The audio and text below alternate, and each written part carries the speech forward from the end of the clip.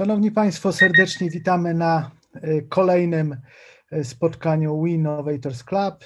Tym razem naszym gościem jest Omar Hatamleh, były szef innowacji z NASA. Zapowiada się bardzo fascynujące spotkanie. Poprowadzi je Łukasz Wilczyński, a my witamy jak zwykle w WeInnovators Club. Dzień dobry, Pawle. Też chciałem wszystkich przywitać. Bardzo się cieszę, że jest z nami mnóstwo entuzjastów kosmosu i entuzjastów innowacji, nie tylko w kosmosie, więc wierzę, że to będzie ciekawa godzina dla nas wszystkich. Zaczynajmy. Dzień dobry Państwu. Okay, Łukasz, the floor is yours. Thank you, Bartek. Thank you. Hello, everyone. Hello, everyone. We are everywhere. We are from everywhere. We are from Poland. We are from Italy, from US. We are actually from all the globe. So let's start today's meeting. Future and innovation. These two powerful words make me smile and sometimes dreaming. Why not worried? You can ask, as there are lots of negative predictions like climate changes, robot taking our jobs, current and future pandemic situations. Well, once I've heard a very nice, wise words coming from the little green creature, being over 900 years old, from the galaxy far, far away. Yeah, you guessed it, it's Yoda. And if you think deeply about the Master Yoda's words, difficult to see, always in motion is the future, you will find that the future always depends on what we will do now and how we approach problems that are identified today. So let's talk about future today. There's also one more word, space. And this word, I think, consists always both future and innovation in its meaning. There are lots of ingenious innovations coming from space sector and lots of amazing ideas for the future that are being generated by this most dynamic sector of economy. Just around the corner, we have our human comeback to the moon. There are also Mars waiting for us and more solar system bodies to be explored. There's also a lot to do with our Earth, thanks to the space technology. And who can be more accurate person to speak about both future and innovation than our noble guest from NASA, Dr. Omar Hatamlik. Dr. Hatamlik is the Technology Integration Manager at NASA and former Chief Innovating Officer at Johnson Space Center. He's also a co-author of the BetweenBrains book that describes the most intriguing change maker of our times, the artificial intelligence. I would like to welcome also our two special guests today that are with us, Maria Antonietta Perino, Director International Network Opportunities Development at Thales Alenia Space Italy. Hello, Maria. And Paweł Wojtkiewicz, the President of Polish Space Industry Association and GMV Director for Space in Poland. So as you can see, we'll have a fabulous discussion. And now it's time to give our virtual floor to Dr. Hatamleh. Omar, the virtual floor is yours. Thank you very much, Łukasz, and thank you for the opportunity to share with you some of the ideas about innovation, about the future, artificial intelligence. So looking forward to having that. So let me share my screen and we can start.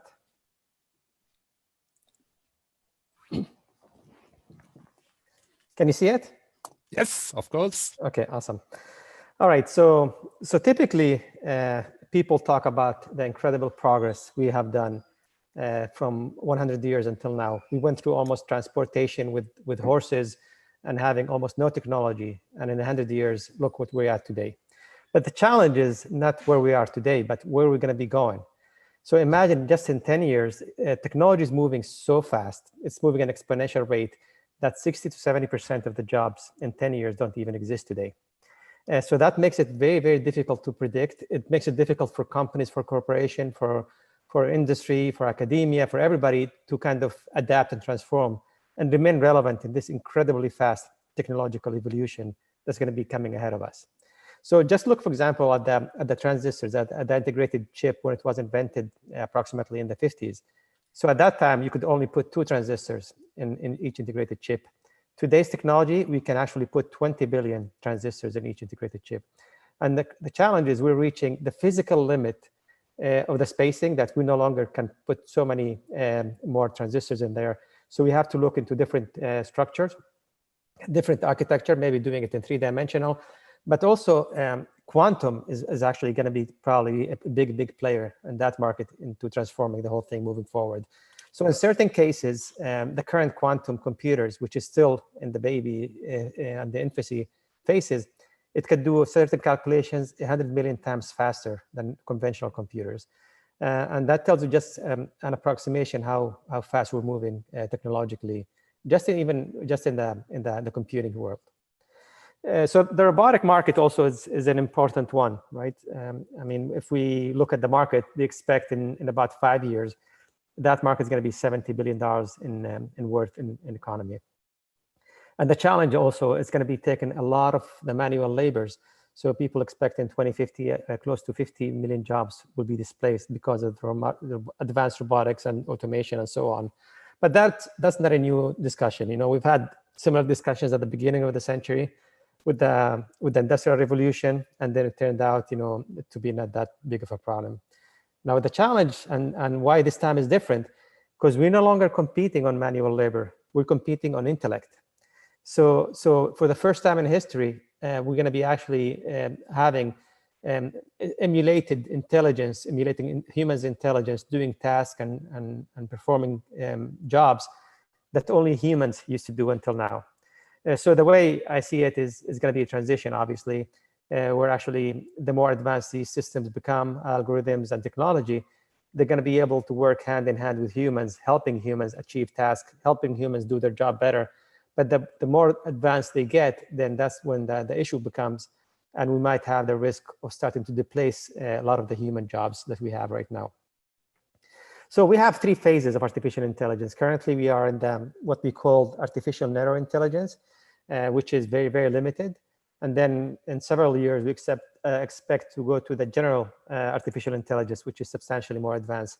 But the challenge and the real changes are going to happen when we reach the artificial superintelligence. And it's different estimations. People think maybe 20 years, 25 years. But it's all irrelevant. I mean, look at how long the modern human has been in existence, for hundreds of thousands of years.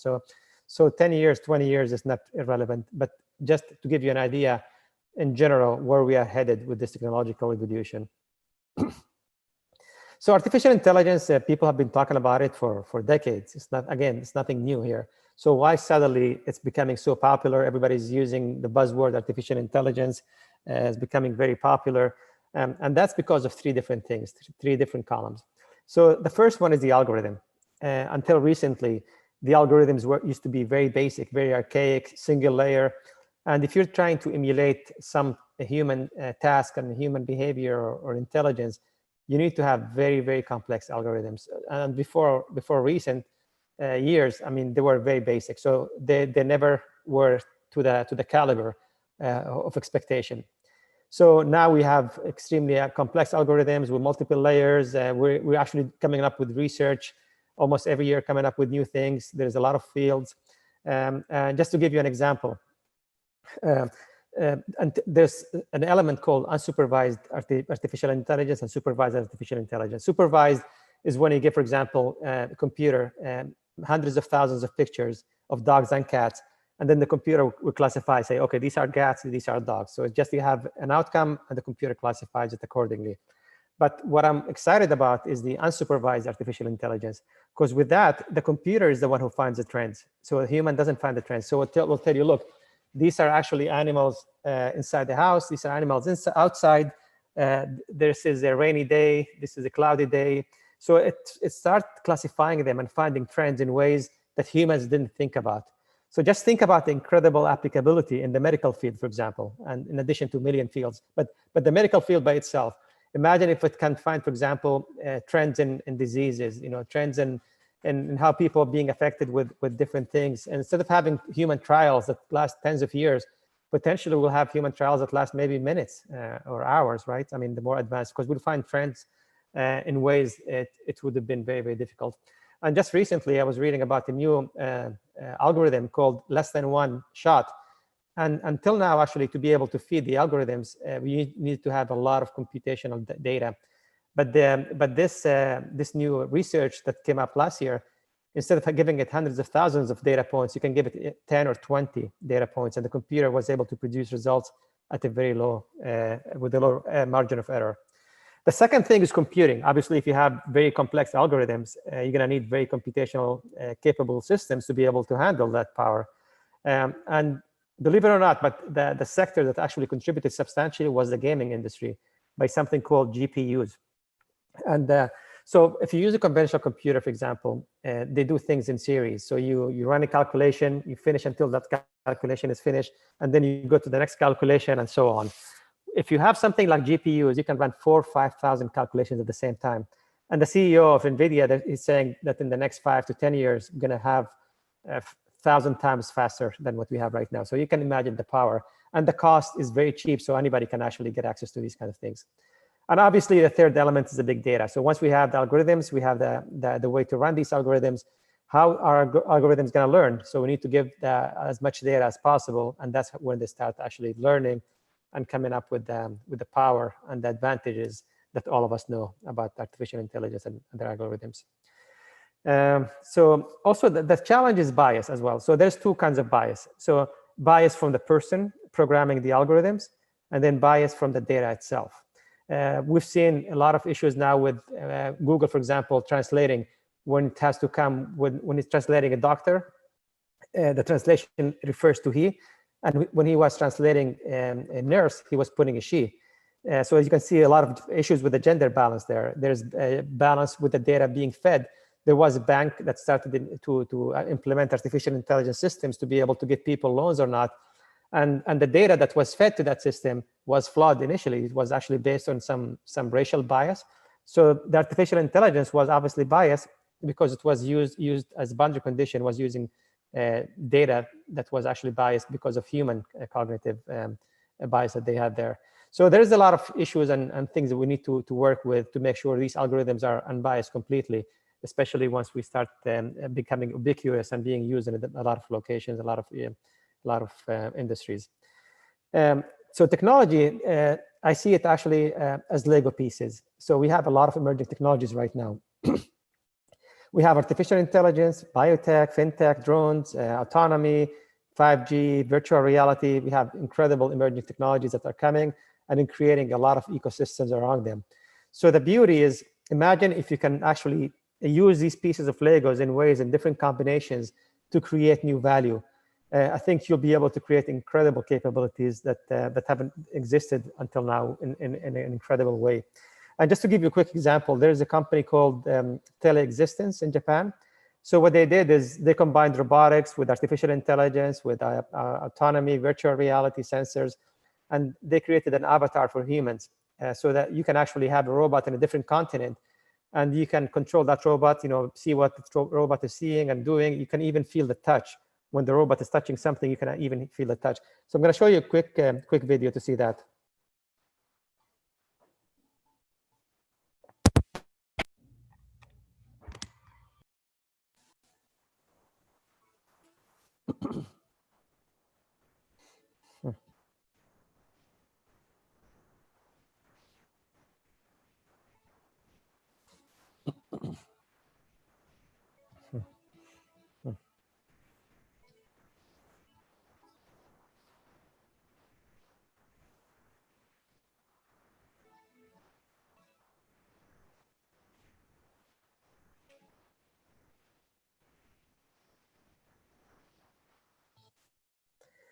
So I always tell people, actually, when I talk to them, this is the decade when finally we're going to start seeing the science fiction that we used to think about when we were kids. We're going to start seeing flying cars. We're going to start seeing autonomy. We're going to start seeing robots and doing complex jobs like we've never seen before. Artificial intelligence is going to start getting more and more mature, advances in medicine. So this is finally the decade that we thought was going to happen. The year 2000 finally is taking place little by little. So an interesting thing also about these robots and technologies is they have collective learning. So look, for example, for us, if somebody reads a book, somebody goes to college, or somebody learns something, it's individually. It's only that person's learning.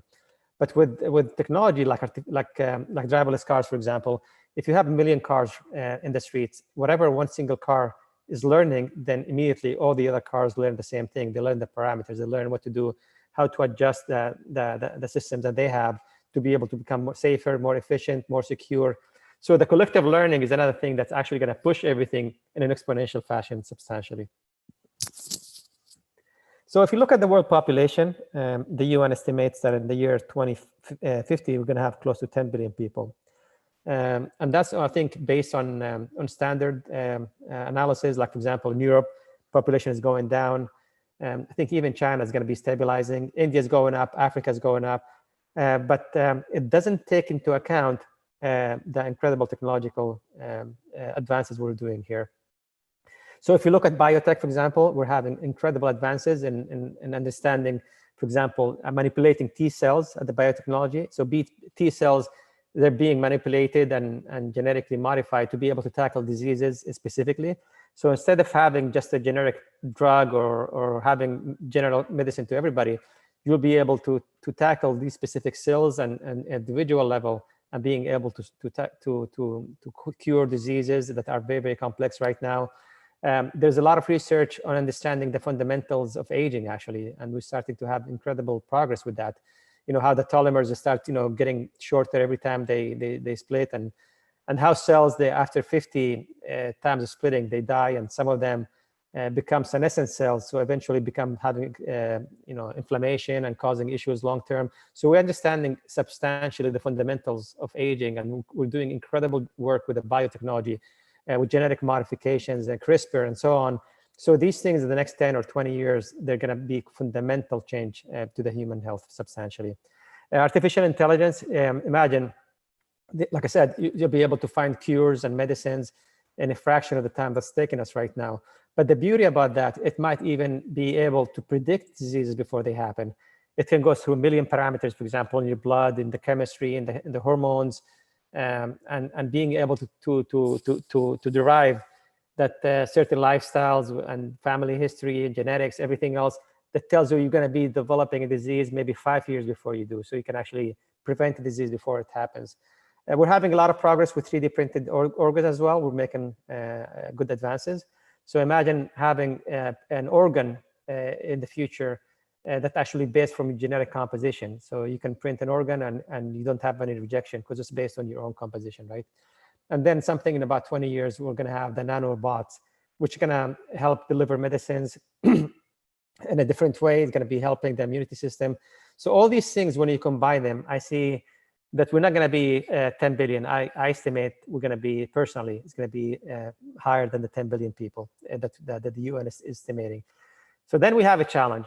We said how incredible advances we have, especially only in the artificial intelligence, and how much potential does it have of displacing jobs. At the same time, you have population that we've never ever had before. So just imagine, just to give you an example, from the beginning of history until the year 1800, we only had less than 1 billion people. So in the span of 200 years, we went from less than 1 billion to 7.5. Just that tells you the incredible advance, how much growth in population. And if we're successful with all these things we just said, we'll be actually moving at that trend. So we're going to having very, very large population. And if a lot of the jobs will be displaced, or we don't need as many people to perform the jobs, I think we need to look into the economic models of the future and see how can we tackle these issues before it become an issue. But also society. Society is changing substantially. Before, people used to actually enjoy talking to people in person. You go visit person, or you talk to him, and you see him. Now the new generations, they prefer to still talk between one person to another, but they like to do it more in electronic means. And then the next phase actually will be when we start talking about artificial intelligence. It's so advanced. We're talking about super artificial intelligence. Imagine a system that knows more about you than you know about yourself. So there is a compatibility, almost perfect compatibility between you and this artificial intelligence system. So imagine the bond and the strength you'll be able to work with that. And that will be so powerful, it's like equivalent to billions of computers by that time. So that's going to have an effect on society. Society is meant to cohabit together, being social, being visiting, and all these habits that we have as humans. So what is going to be the impact on societal and behavioral aspects of humans, right? And then another thing is, imagine if you have a system, electronic system like that, and you trust it so much and you listen to it so much. So imagine if somebody manipulated that system. It can convince you what products to buy, what philosophies to adapt, who to vote for, what religions to look into. So imagine the influence will be able to happen there. Another thing we need to look into is academic institutions. So when I went to college, for example, it was a 5-year engineering degree. And by the time I finished, nothing has changed. Yeah, so, and actually most of the people before me, they used to just graduate and that's it. They almost never used to go back to read anything. So now, if you go today, for example, to a 5-year engineering degree, obviously the fundamentals are going to be the same. Nothing's going to change the fundamental physics and so on. But a lot of the technologies you'll be using, you'll be learning, they'll be completely obsolete by the time you graduate. So we're actually bringing people to the market, and they're not capable of, and they don't have the expertise to be able to take the jobs because things have changed so much since they started the college degree. So the challenge is, how do we build the bridge? How do we continue the dialogue between industry and academic institutions to continue to mature the curriculum and make sure they're adaptable and to reflect what's happening in the industry? The interesting thing also is technology is blurring. The lines between technologies are blurring. So before, if you had a technology for medical applications, it used to be only applicable for medical applications. If you had technology for the automotive, it used to be only for automotive. Today is very different. I mean, look, for example, just artificial intelligence, what markets is it going to be affecting? The legal, the finance, medicine, transportation, defense. I mean, so many, every single aspect of our life will be affected by artificial intelligence. Look at 3D printers, for example. When they first came out, people thought it's just a system or a printer to produce components, hardware, maybe a wrench or a cup or whatever. So now they're very, very advanced. We actually can print a 3D food. You can print a pizza, for example. You can go home, and before you get home, you start printing a pizza, it bakes it for you, and it's ready. Like I said before, you can actually print organs. You can print a house or a building. You can actually print clothing. So just the clothing part by itself, 3D printed clothing, that's by itself. We can talk about that for a long time. So it's going to be incredible because you don't have any waste. Right now, we have about 30 to 40% of the stock being used for clothing. It gets discarded. So with 3D printed, obviously, you don't have that problem. You can do, when you print something in 3-dimensional, it's going to be much more comfortable. Since you don't have to sew things at the seams, it's going to be more durable. And then even the 3D printers, they're going to start having embedded electronics. So we'll be able to help you with your health, able to look into your vitals and tell you how you're doing. Maybe potentially we can use it for communications. But then also, if you combine it with artificial intelligence, imagine potentially you can have your own fashion designer. So that system knows your personality, knows the market trends, look what's happening. It could be your own personal designer. So you can design things that fits exactly what you're looking for. So that tells you how much lines are blurring nowadays between technology. But that's good in a way, because that means you can work with other people outside of your industry. So you gain a lot of different perspectives and so on. And for us, obviously, when we go to different planets, we cannot take all the spare parts, right? So 3D printing components based on in-situ resources, I think that's going to be extremely helpful. It's going to enable us to be, more successful when we go and live in other planets. Skip that. So the challenge is about our intuition usually about the future is linear. We as humans evolved to think in a linear fashion. We used to be farmers, for example, we used to plant, wait, give it nutrition and water, and then after a while you harvest the crop. So our way of thinking used to be linear. So that's how we evolved. Now the challenge is we're not living in a world of linearity anymore. We're living in a nonlinear technological ecosystem that's very, very different than what we used to have before. So when we think about future strategies or future markets or future products, we should not anchor ourselves with the limitations that we have today. So if you're thinking about something that's going to happen in 5 years and you're putting the limitations that we have today, then you're completely going to fail. You have to find ways, tools, and methods to start estimating what is the state of technology in the next 5 years. And then based on that, it gives you better insight to predict and come up with a better strategy, right? And it's not an easy thing. It's very complex to be able to do that. But I think there is you can do some research and understanding some tools that can actually get you there, help you a little bit. So, for example, I just ran the number of publications, for example, for machine language. It tells you the changing values for each year. You can see how it's going almost exponentially. And obviously, you do not have to wait 10 years. You can do micro analysis, maybe one year to the other. You can look at certain emerging trend of the revenues, number of graduates go into that field, how many patents are being filed there, how many startups are starting to emerge. So there is a lot of things you can look into actually to start giving you some insight about what are the next emerging trends happening. And if you jump on it from the beginning, before it becomes mainstream, by the time it becomes mainstream, you're going to be one of the top and the leaders in that field. So it gives you substantial advantage. Another thing is also it's very important to start working with startups. Often you see a lot of corporations and industry spending millions of dollars, spending years trying to solve something, when in fact that solution might already exist somewhere in a small startup. But since they are very small, so people are not aware about them. So if you can actually have a dialogue and start building relationships with venture capitals, with incubators, and understand what's happening at the small startup level, I think it's going to give you substantial advantage. You'll be able to enable you with tools to become much more successful. So the challenge here is you have to be a visionary. You have to think about everything in a different capacity. You cannot just think about the conventional way that we used to think about it until now. So if you do that and you start connecting the dots in different ways, different than anybody else, I think that's going to be giving you a very different advantage and to allow you to lead your competition and distinguish yourself substantially. Now, obviously, if you have a corporation, you're not going to just say, okay, well, artificial intelligence, we're going to implement artificial intelligence everywhere. That's going to be a mistake. So what you do, maybe you have a department, maybe you call it Department X. And what you do is you come up with some tools in artificial intelligence, and you don't copy them, copy and paste them. So you have to do is copy them, adapt them, change them, modifying them to fit your industry, and then start implementing them in your company or in your industry slowly. And the more success you have, then you start implementing them at a wider scale. So if you do it in this incremental approach, you're vetting things, you're making sure you're not taking extra risk beyond what you're supposed to do.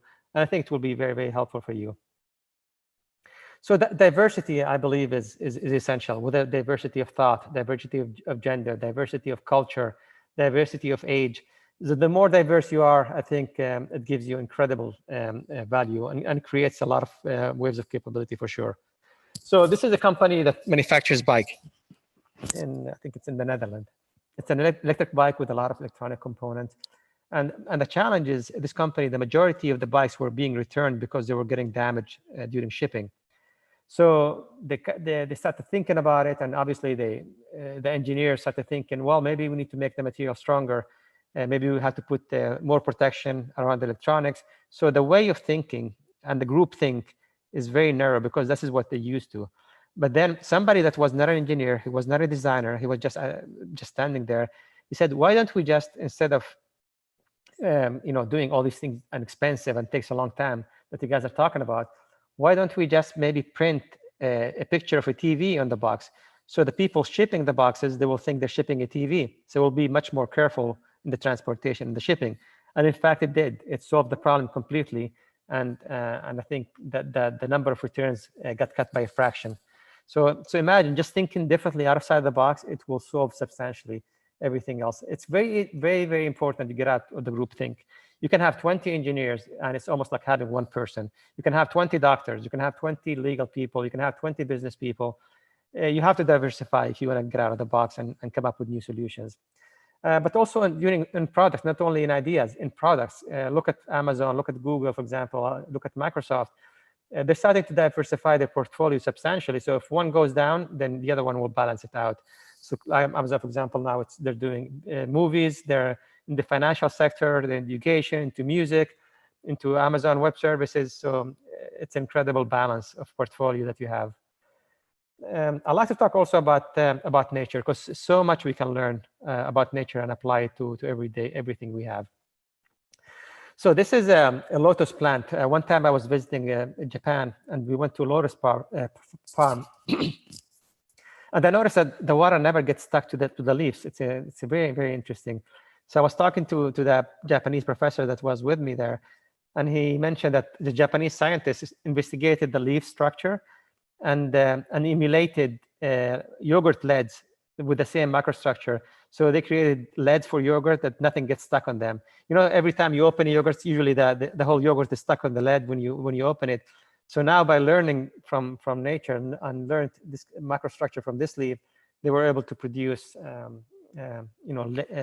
leads that actually repel the yogurt and always clean when you open your yogurt. Look at this building here. So this is a bridge in the Netherlands also. There's a group that was commissioned with creating electricity which was renewable. So these people took it one step further and said, we're not going to create renewable energy. We're just going to create no energy at all. So they went and looked at the butterfly, one of the special butterflies that have very, very reflective coating. And they emulated the coating of that butterfly, and they painted the buildings with the same material. So as you saw, you could not distinguish if that was light or not. It looked like they were illuminated, but in fact, it was just paint. So imagine the incredible value you get from that. You can learn also a lot from octopus also. Imagine the octopus. People think it's actually, octopus is one of the smartest animals from the sea animals. And it has the brain is only, I think, 30% in the head. The neurological system is distributed 70% in the arms of the octopus. So that tells you about how to think about, not being localized, but maybe having autonomy and diversifying things across different divisions, different places. How the octopus changes colors and maneuvers and evades the prey. It can adapt to the environment very fast. But then the most interesting thing is the octopus doesn't last very long, usually, depending on the species, from 2 to 3 years on average. And then what it does is recreates, and after it creates, new species, it dies. And that could be applied to the business model. I think with today's emerging technologies and the way we're headed, I think it's important that people maybe start looking and renewing their business models every 2 to 3 years approximately, and start rejuvenating, disrupting themselves, always moving forward, always looking ahead to be able to be ahead of the competition. The concept of acceptation is something I really, really like. It's I don't know if you know, but the birds were never intended for flying. So the feathers actually were evolved on the birds for thermal regulation, to regulate the temperature, whether it's cold and so on. And then with biological evolution, eventually they grew up a lot, and they became capable of flapping their wings and fly. So the concept of acceptation is actually using something that was intended for a function and co-opted for a completely different use. And just to give you an example here, so this is a hospital that actually used to treat infants and kids and babies. It's for pediatric hospital. And the challenge is when kids used to go through the MRI machines, they're very noisy, very scary, and they used to move, they get nervous, and they used to move during the procedures. So the problem now is if you're doing a CT scan, for example, you have to repeat it again. You have a substantial extra dose of radiation. Imagine the adverse effect you have from having adverse doses of radiation. If you're repeating everything, you don't, basically you have to take you longer. You cannot pass a lot of patients because you're taking much longer. And then came to doctors and started looking into the problem. And doctors said, okay, let's give anesthesia to kids so they can actually be calm. They didn't work very much, obviously, because anesthesia comes with a lot of risk by itself. So they talked to a consulting company, and what they did is they created a theme, like a Disney theme almost. So kids, before they go into these CT scans and MRIs, they watch a movie and say, look, now we're going to go into this boat. You're going to cross the channel. And once you cross the channel, you're going to open a chest and get a prize. So now it changed the narrative completely. Kids are looking forward. They were very happy to go into these machines, and they couldn't wait until they finished so they can go and open the chest and get a prize from there. This is a quick example also. This is a mechanic, actually, a car mechanic in Argentina. So one day they were opening a bottle of wine. And instead of getting the cork out, the cork fell inside the bottle. So they started betting who can get the cork out without breaking the bottle. And they tried different things. And this person actually was able to put a plastic bag inflate the plastic bag and get the cork out, and he won the bet. So he left, and he kept thinking, well, this was an interesting concept. What else I can use that for? So he started talking to a friend of his who's a gynecologist, and together they came up with this system that actually can deliver infants in developing countries where they don't have access to advanced medical equipment. And it was credited with saving thousands of infants in developing countries. Imagine something that was just a joke, playing around, getting a cork out of the bottle, to developing a tool and technique that saves thousands of people's lives.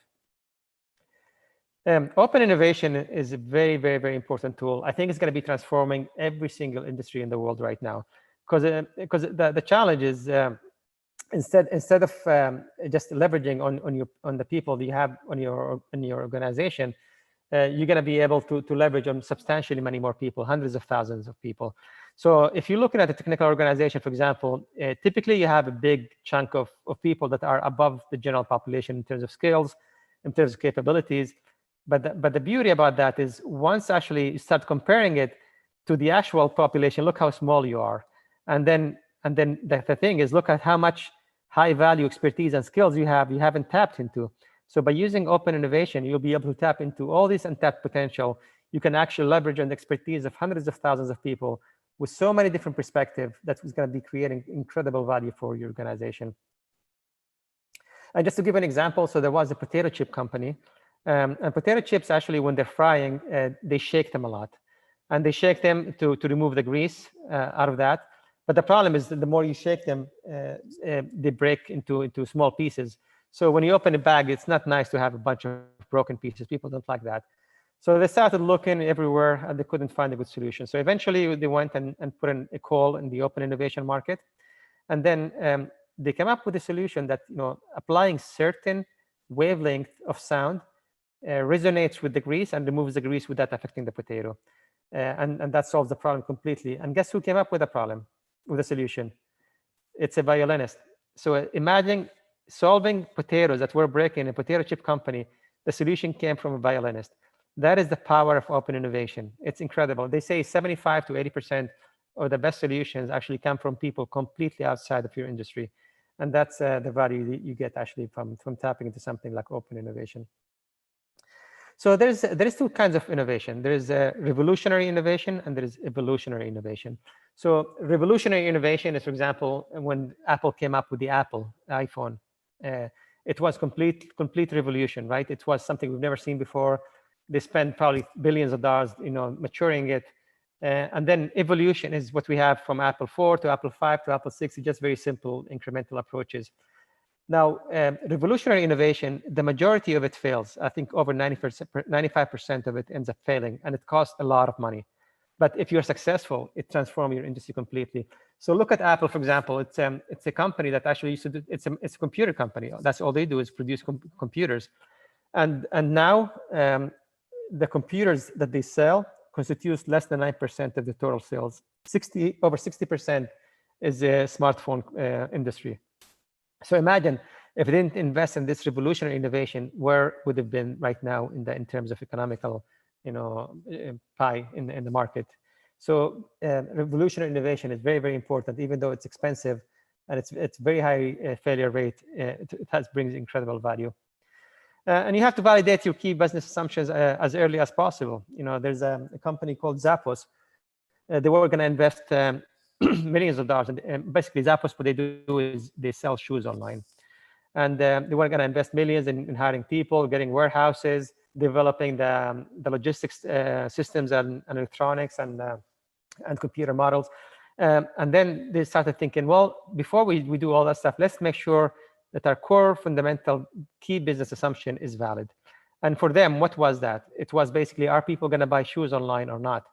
So what they did is they bought a few hundred shoes. They created a simple web page, and they bought a whole bunch of Google ads, and they launched it in the market. And they noticed actually people were buying shoes online, and they were very happy doing that. So after they did that, they validated the business models, then they went into the conventional one, and then they reduced the risk substantially. So today, with today's environment, it's no longer an option to not to take risks. So you either actually you take risk, or you risk being completely marginalized and being put on the side. So it's very important you take major risk and you understand what you're doing, but sometimes doing nothing is definitely a bigger risk. And you have to push the boundaries, obviously. So look at your screen, for example. If you look at the outer screen, if you play in the middle, it's good, it's all good, but you're not creating any value, any new value. But if you push the boundaries, you have to go to the edges of the screen and push them and create new value there. The problem, the closer you get to the edges, the more issues you have. The more antibodies in your organization start, preventing you from doing that. But unfortunately, that's the only way to create new boundaries and create new value, is by pushing the boundaries that you have. We hear a lot about the term failure is not an option. And actually, failure is an option. It's not an option maybe at the end when you have people on a rocket maybe trying to go to the moon or trying to go to space. Then at that time, it's not an option. But leading up to that point, actually, sometimes failures are very good. We learn so much from it. We adapt, we create new value. But even in nature, the monarch butterflies, I don't know if you know, at the larva stage, there was a genetic error and a mutation that allows the larva to be able to eat milkweed, which is a poisonous plant. And by doing that, when the larva became butterflies, then their natural enemies and predators wasn't able to eat them because they were poisonous. So imagine a failure like this, a mistake in generic between one generation and another was deemed with saving the whole species. So errors and mistakes and failures are not necessarily bad things sometimes.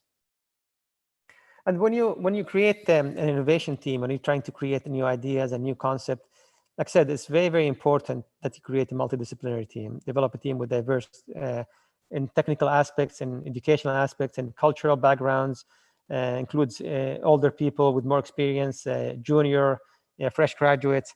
It's very, very important that you do that. And obviously, don't judge the ideas. If you have to wait, for example, until you finish all the ideas and then you can go through them and assess them. But don't try to judge ideas when you guys are doing brainstorming, because that will turn off a lot of the people in the team and they stop being productive. But the bottom line is diversity. So I said, absolutely, in my opinion, diversity can create so many different waves of capability beyond anything you've imagined. If you look at forest, we tend to see forest as individual trees, there's a bunch of trees, next to each other. But in fact, actually, forest is an organism. And recent research have indicated that this organism communicates underground with the fungus web that actually lives in a symbiotic relationship, that the trees and the fungus live from each other. So the trees can communicate with each other, can exchange nutrition. Some research have even indicated that in certain cases, when there's infestation, trees can actually communicate with each other and warn other trees about the infestation and so on. So it's incredible how when we look into a forest. It's not individual, but it's an ecosystem, and that's what we need to do as a community as well. We need to work with academia, we need to work with government, we need to look for industry, and not only your industry, work with industries outside of your domain. And by doing that, imagine how much you'll be able to establish and how much value and how much it will enable you in solving problems and complex things that were very, very difficult to do before. So when astronauts go into space, there's something called the overview effect. That means people see the whole Earth as globe. They don't see boundaries. They don't see countries. So it's the same thing as a strategist, as an executive. You should pull yourself out of your industry, look at what's happening globally, look at the technological evolution, look at the geopolitics, look at everything, and then go back to where you came. And then by doing that, I think it enables you and gives you the insight to be able to become substantially better strategists and being able to come up with better things and guide your company or your industry in a substantially better way compared to not doing that. So all of us are creating incredible value in our industries, in academia and government. I see amazing stuff every single day of people being produced.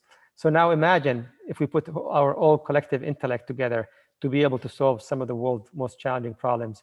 I think the limitations will be endless. Thank you very much.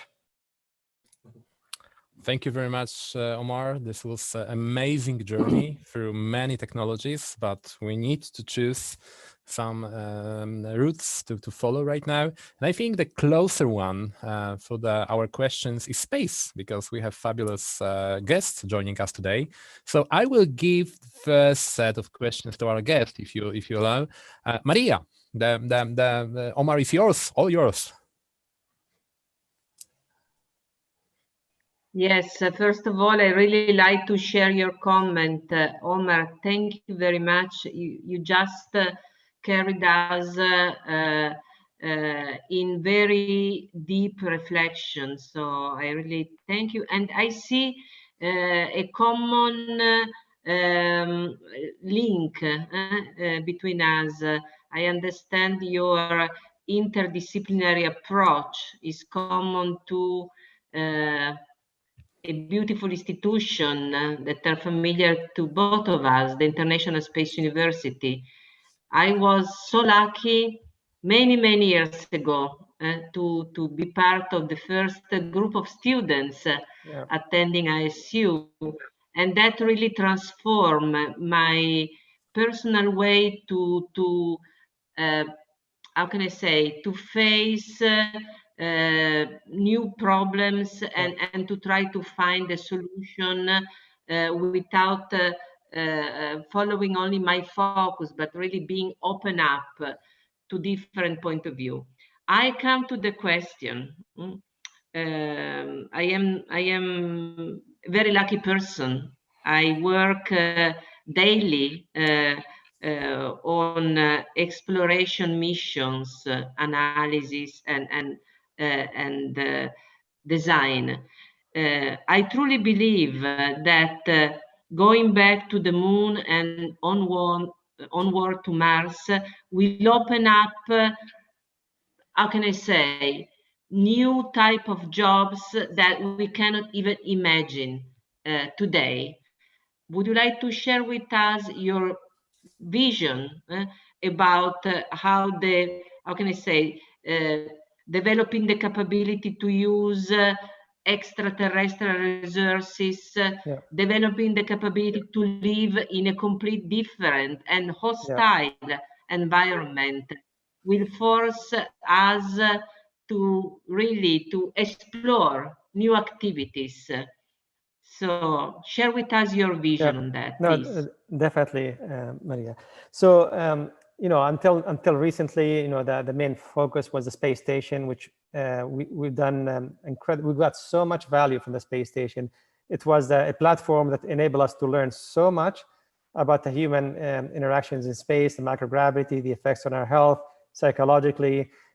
From medicine, we're able to understand a lot of how to build proteins in different capacity, being able to learn about recycling water, how being able to create so much value that actually we've never thought possible. And the beauty about space is I've just read the latest research report, economic report, and it says for every $1 spent on space applications, there's $3 that come back to Earth and economy. So because there's a substantial amount of spin-offs that can be creating new jobs from technology that was intended for space. But now the next challenge is going to the moon, for example. So going to the moon is going to be a very challenging task. And it's going to be done internationally with our international partners. We're going to go there this time to stay. It's not going to be just visiting and coming back. So we're going to be establishing colonies with people, hopefully in the future. So the first woman and man will be landing in the next 4 years. That's the plan. But to be able to stay longer there, we need to leverage on the in situ resources that we have there. We need to create habitats. We need to create consumables. We need to create oxygen. And that's actually one of my latest job is integrating technology for using in situ resource utilization. How can we get oxygen? How can we get water from the regolith of the moon itself?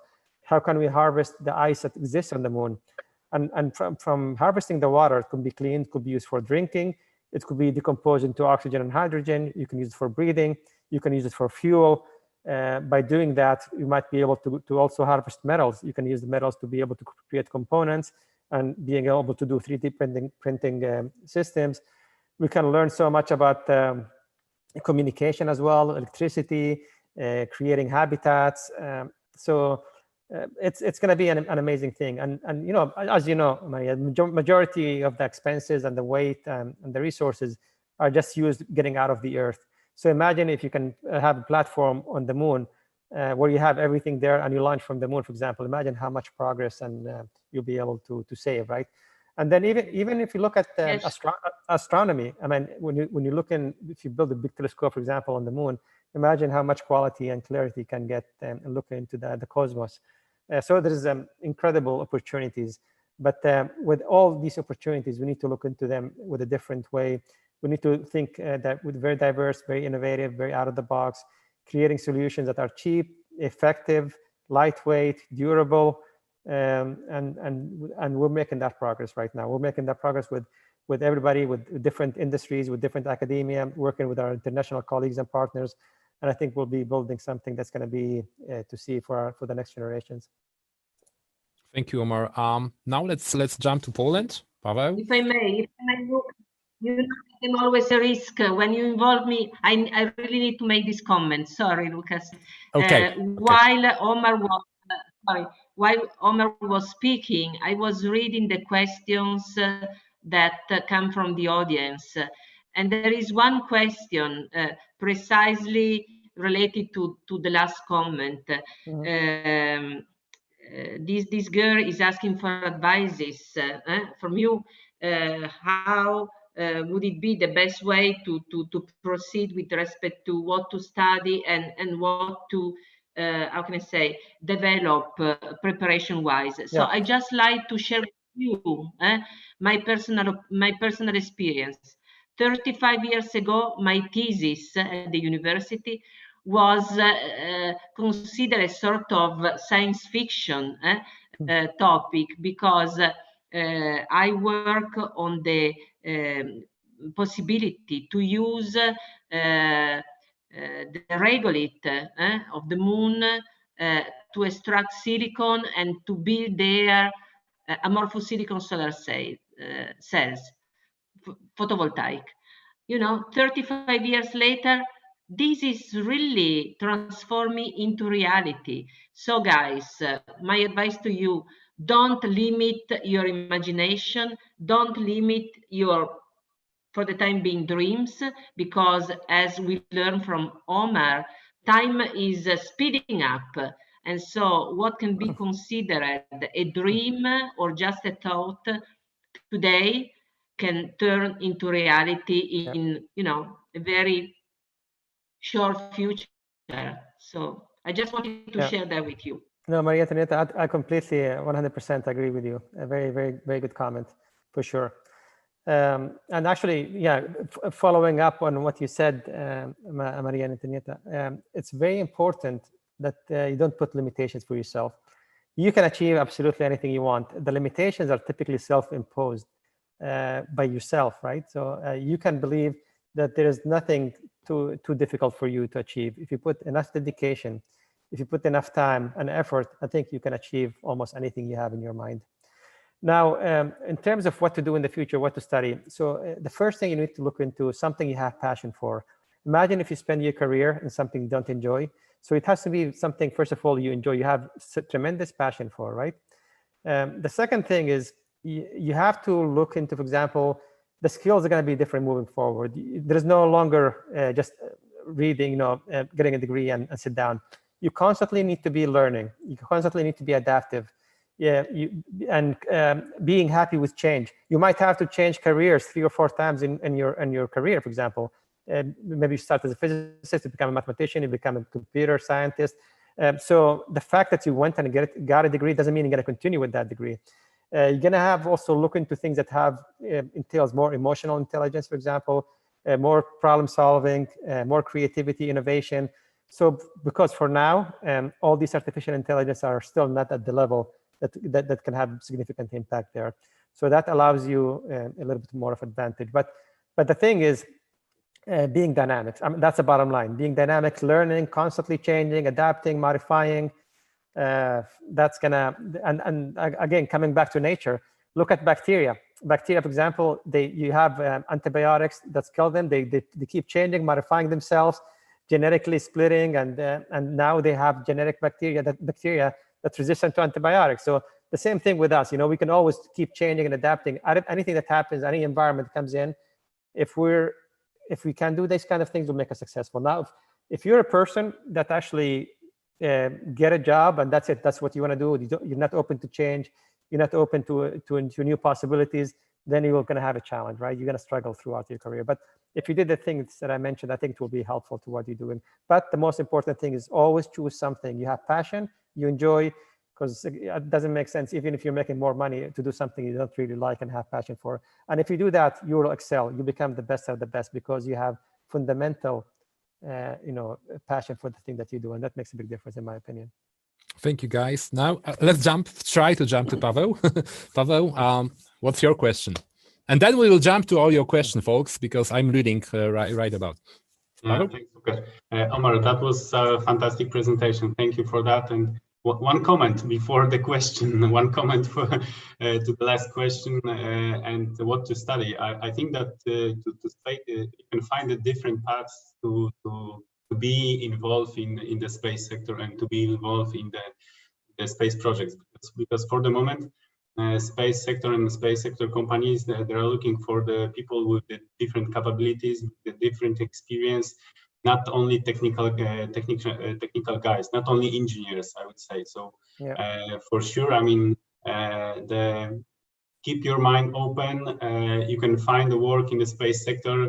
If you finished like engineering studies or you finished marketing studies, you can go to the space sector and you can find a company which will look for the specialists in this kind of area. So that is my comment. I mean, don't give up.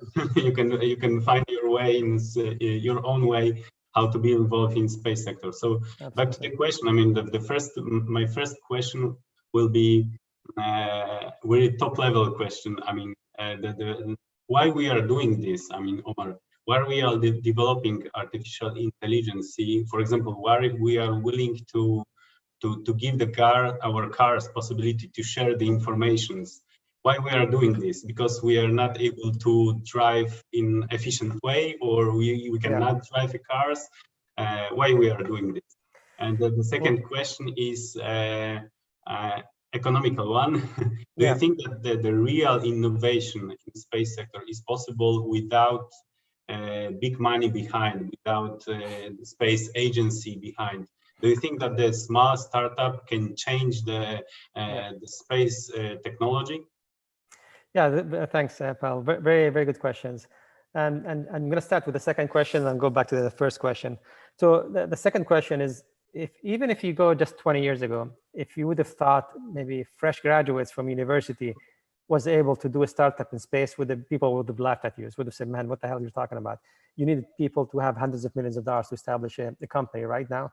But now, for example, look at with the miniaturization of technologies, things becoming much cheaper, democratization of technology as well, are enabling people for the first time ever to be able to dive into the space field. So look at, for example, what people in the Planet Labs have done. They graduated from ISU. Remember, I don't know if you remember them, Maria, Janeta.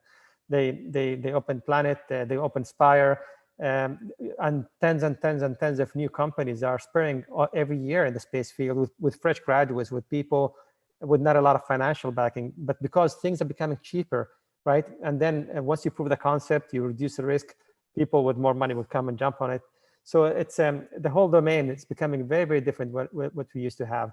A satellite used to cost maybe $300, $400 million, maybe a few decades ago, and used to last 15, 20 years.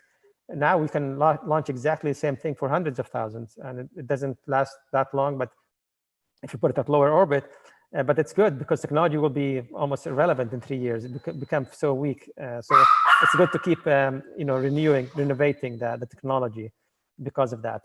So why are we working on technologies, artificial intelligence, so on? So like any technology, it has both sides of the story. There is advantages and there is disadvantages. So the disadvantage obviously is like we're gonna lose a lot of touch as humans. There is the privacy aspect we're losing a lot, potential biases, even discrimination for income, right? Because job is is going to be different because a lot of the jobs will be done with automation, with artificial intelligence.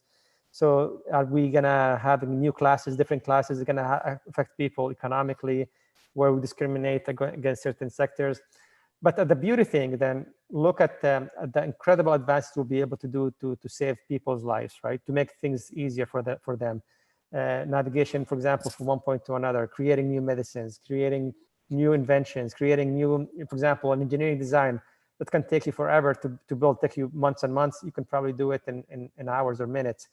So there is a lot of advantages that's going to be offering with that. So look at the driverless cars as an example that specifically you mentioned. Imagine now, for example, in the States, people have on average 2 to 3 cars per household. Now, if you have a driverless car, you don't need 2 to 3 cars. You need only one, and possibly just having a small fleet for the whole neighborhood. So automatically, you're cutting down by a fraction the number of cars in the streets. So that means less traffic. That means less pollution. People, for example, that are old, after 80, no longer be able to drive because they take the driver license away from you. So these people will be able to get from one place to another. Sometimes if you're tired, you came back from work and you don't want to go to the supermarket, get something. So nowadays you can order a driverless car, comes to your house, delivers the stuff to you. So you see, there's a lot of convenience as well. But at the same time, there's disadvantage because first of all, the car manufacturers gonna producing less cars. Will be the insurance companies, how it's going to be impacting the insurance companies, how it's going to be impacting the oil and gas companies, because it's going to be diminishing their substantially. Health-wise, all these cars, they have a lot of radar systems, energy. So when you have millions of cars like that on the streets, what is the long-term implications from these radiations, for example? Nobody understands these kind of things. And also an interesting study that I've seen is, it says people over 50 that stopped driving, their intellectual ability went down substantially, because when you're driving, you're always constantly paying attention, what's behind you, in front of you. It's a lot of intensive effort to be able to drive. So when you don't drive, you have an autonomous car, then your cognitive ability will start going down as well. So we need to find solutions. So like anything else, right? It's a balance between advantages and disadvantages, and it's up for society to decide eventually which direction they want to go. Yeah, thank you. Maybe that was a long answer, maybe. Yeah? No.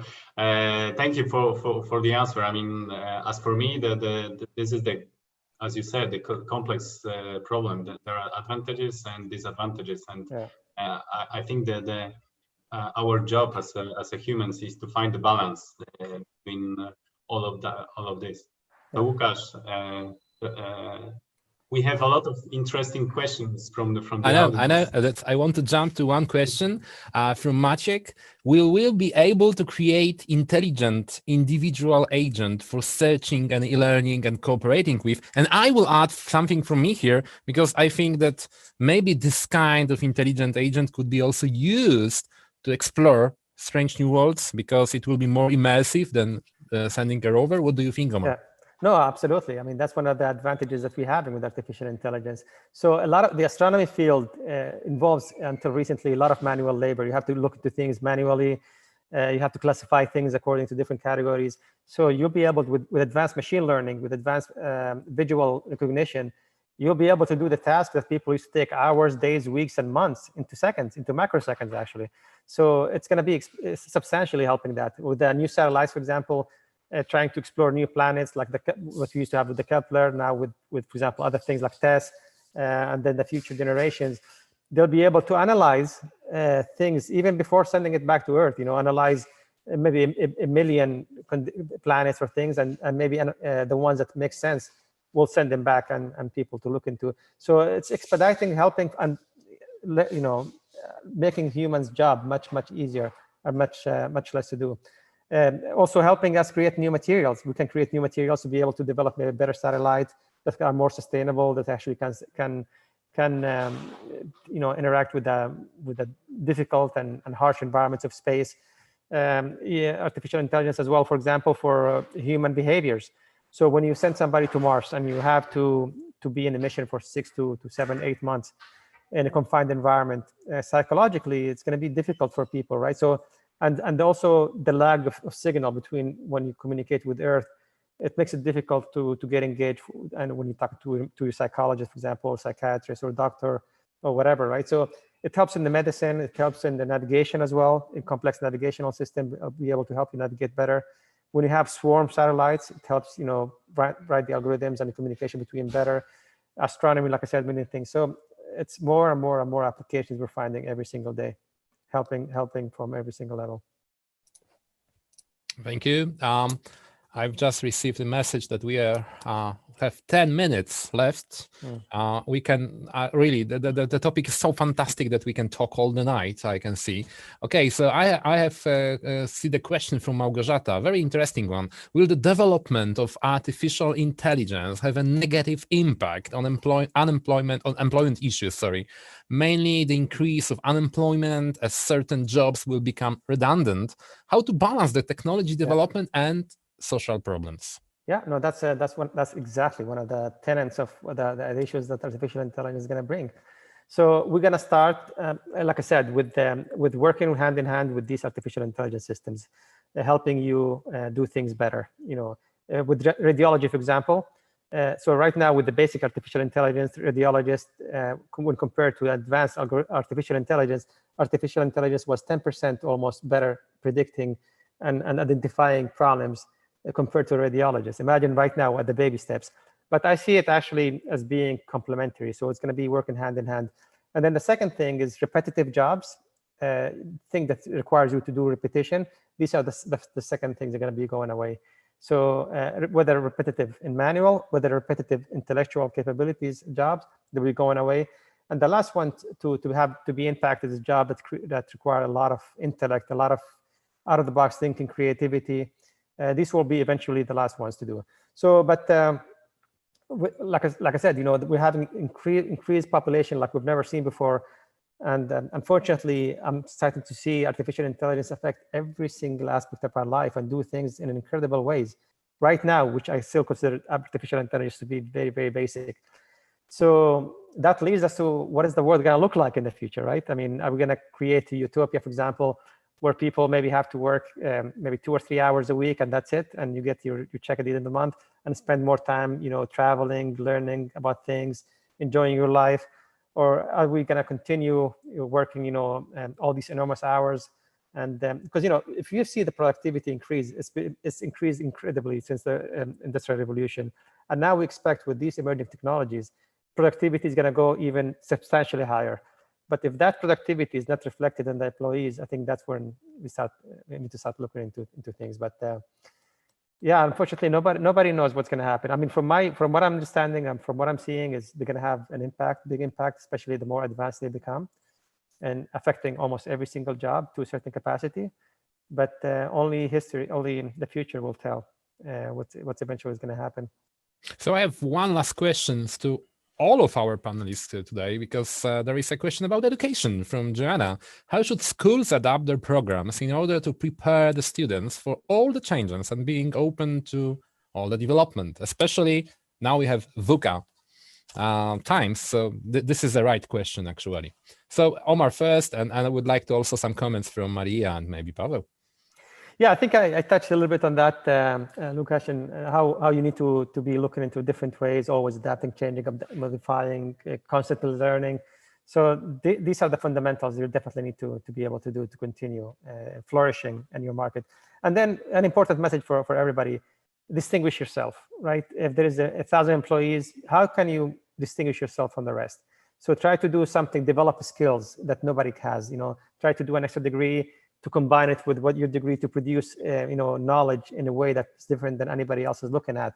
So the bottom line is always create new value for yourself and distinguish yourself so that you distinguish yourself from the whole of organization.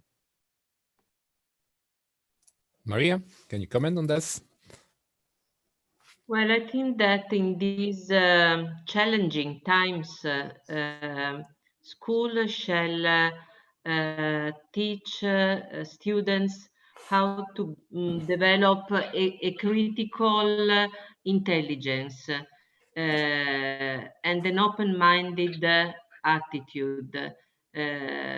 Keywords for me are responsibility, so nothing comes for free, meaning we have really to study, to learn, be humble and understand that you need to engage yourself if you want to reach a good level of contribution to what Omar called collective intelligence. To be able to contribute, you need to develop your own critical intelligence. Thank you. Thank you, Maria.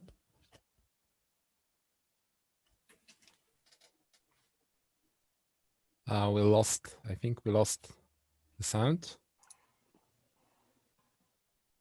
Okay, Pavel, can you jump in with some other questions, some other comments about that?